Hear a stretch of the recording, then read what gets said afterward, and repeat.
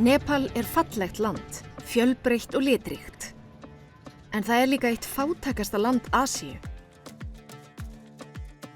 Og margir eiga erfitt með að ná endum saman. Margar fjölskyldur flytja frá landsbyggðinni til stórborgarinnar Kathmandu í vonum að fá vinnu þar. En vegna þess að fólkið hefur ekki hlotið menntun, þá erfitt fyrir það að fá vinnu og margir enda í sára fátækt. Stundum börnin send út á götu til að betla í stað þess að fara í skóla.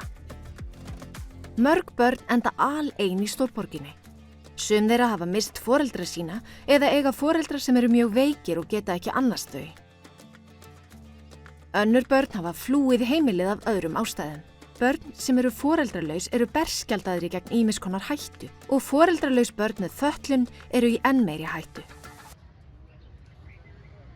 Í barnaþorpinu Jorpati sem fyrir börn með fötlun Deepa og bróðir hennar að spila lúdó.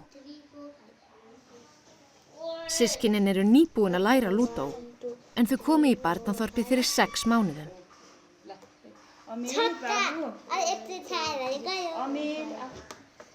Það gott fyrir börnin að spila borðspil.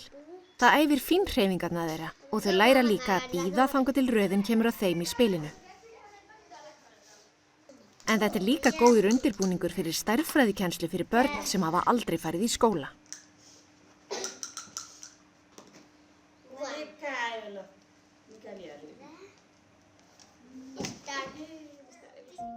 Alveg frá því að Deepa kom fyrst í þorpið hefur hún verið mjög forvitin Remu, hjúkrunarfræðing sem vinnur þar.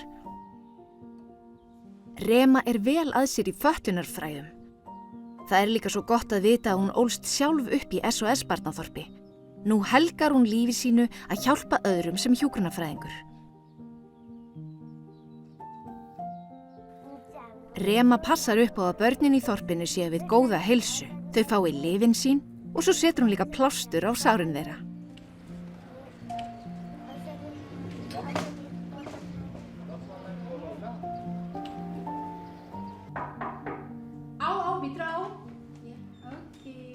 Deepa kíkir í heimsókn til Remu og forvitnast að þessum starfið hennar. Hana langar til að vita hvernig það að starfa sem læknir eða hjúkrunarfræðingur.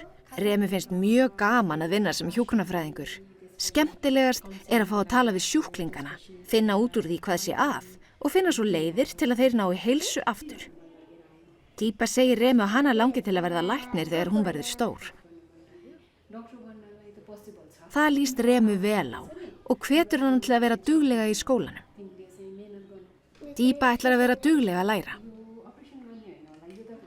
Rema sýnir Deepu hlustunarpípu og útskýrir fyrir henni að með henni geti hún hlustað á andardráttinn og hjartsláttinn.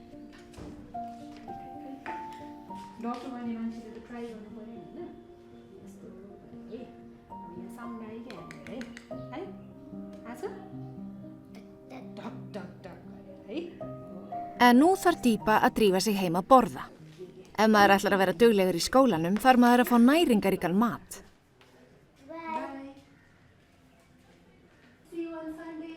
Það ætla að hittast aftur á sunnudaginn.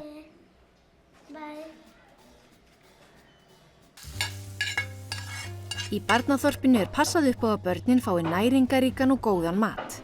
SOS mamman Nima veit upp á hár hvernig á að gera bæði.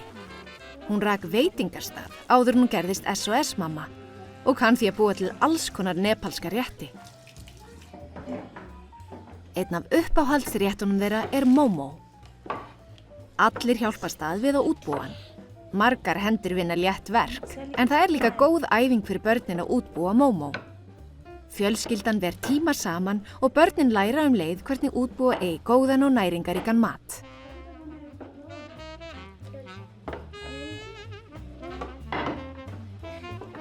Nima mjög flink að útbúa Momo og getur því búið til marga bita á stuttum tíma.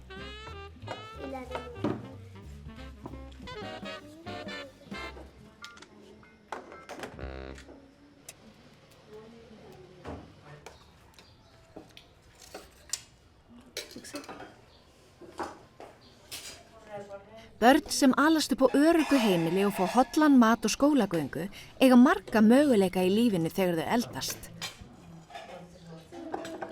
Dípa ætlar að verða læknir þegar hún verður stór, því hana langar til að hjálpa þeim sem eru veikir.